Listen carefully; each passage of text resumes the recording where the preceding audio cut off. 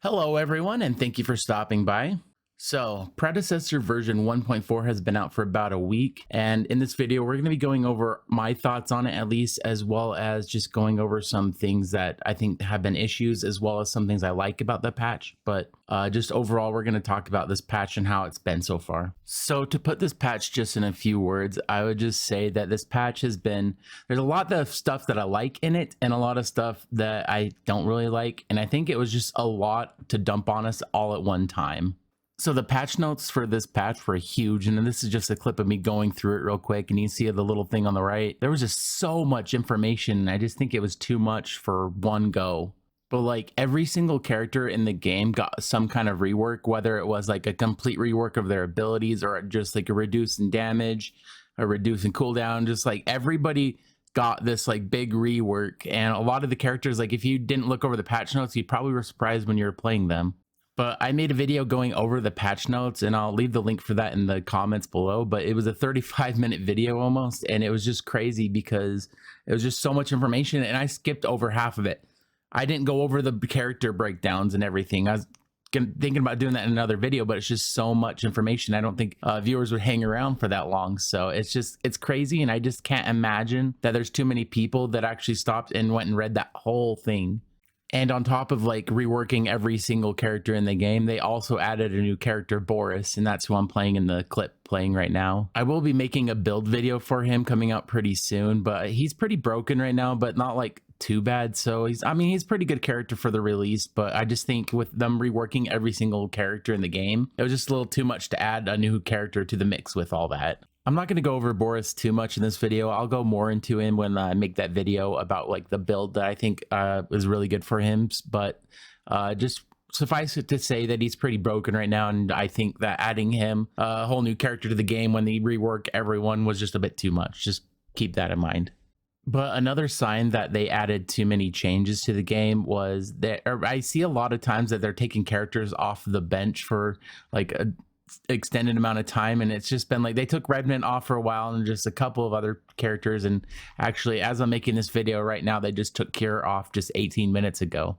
So I think it was just even too much just for Omida to be really dealing with. It's just like when you add this many variables to something, something's going to go wrong, and I think that's just kind of where their problem went with it. It was there's just when you change everybody, you have to like work with the balancing and fixing everybody at the same time. And I think if you just like maybe just focus on like offlane characters, like we're going to rework every single offlane character, and then we're going to leave that for a week and make sure everybody's balanced and good, and then move on to other people rather than just like everybody's getting a rework.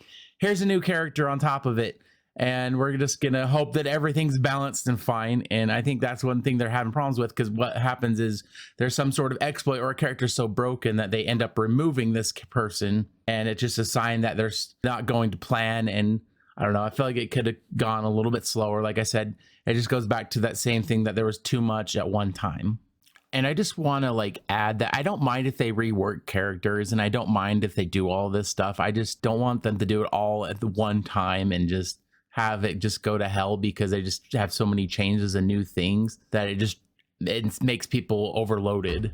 But with that being said, do I think like Countess needed to have a change to her dash? Did I think Grux needed to have an extension on his pole?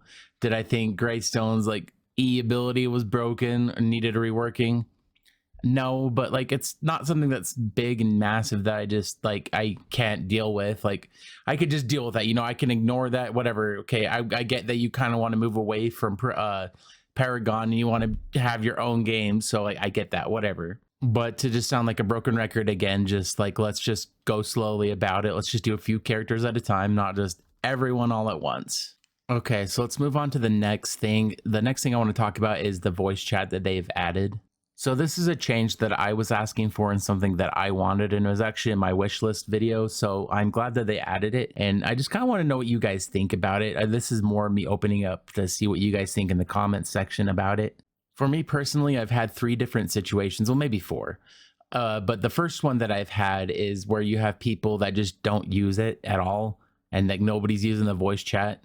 The next one is the guy who just has a fan blowing in the background and you can't hear anything, you end up just muting them anyways. I've had the unpleasant people that just yell at you and just start, you can hear them complaining about everybody throughout the whole game. And you just like have one or two people that are just complaining the whole time and they're talking shit about everybody. And the last one and most common one that I've come across is people that don't speak English. I feel like the most chatty people that are on the voice chat, they're all just like, they speak Spanish or other languages. And it's just like, that doesn't do me any good. Sorry.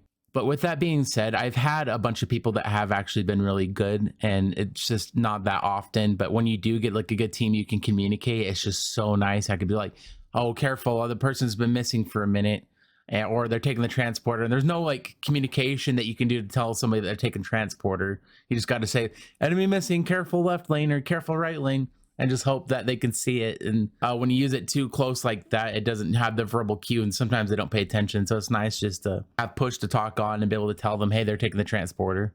So I guess overall, I'll say that the voice chat is a good thing that people are going to abuse and make it not a good thing. But I think overall it'll be good. Just remember that you can mute people if they're being a-holes. So just do that. So this next point that I want to talk about is I think that they kind of want to make the games last less long, or like, I guess, make the game shorter. I say that because they made like Orb Prime and Fangtooth spawn sooner, as well as making the red buff and blue buff spawn sooner, and the river buffs get to the tier 2 or the higher tier faster. But they've also made it so minions give more golden XP.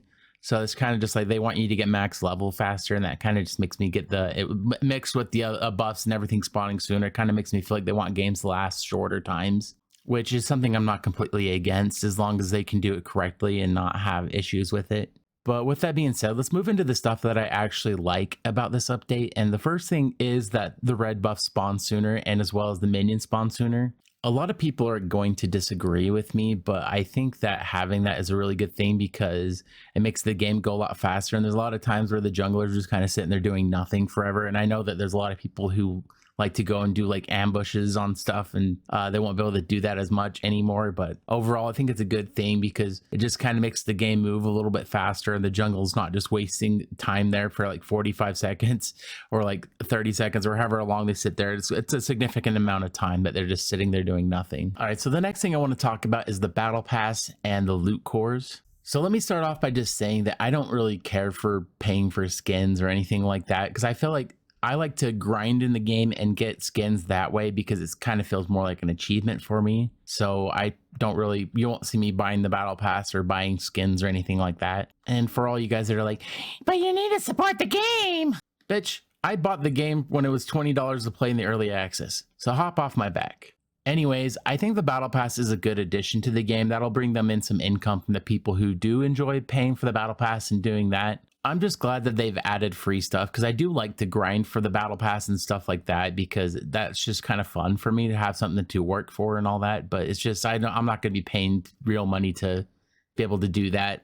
But overall, it's a good thing, as well as they've added a ton of skins, and they've added the loot cores, which I think are really fun to open up.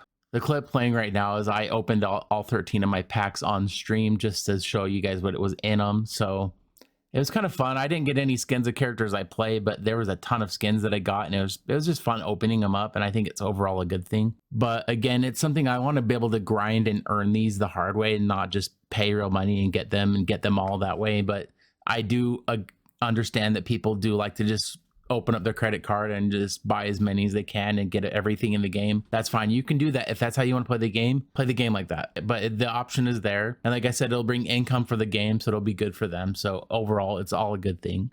Now, if they put the battle pass that was behind a paywall, that wouldn't have been good, and that would have pissed me off. But the way they have it right now, where it has something for free and stuff that you can pay for, I think it's a good balance and something that I think will be good for the game. Anyways, that's all that I have to really go over right now. But we'll see how the season goes on after this, just seeing how, if they can get everything worked out, all the bugs fixed, and get all the characters perfectly balanced, and we'll see how it goes.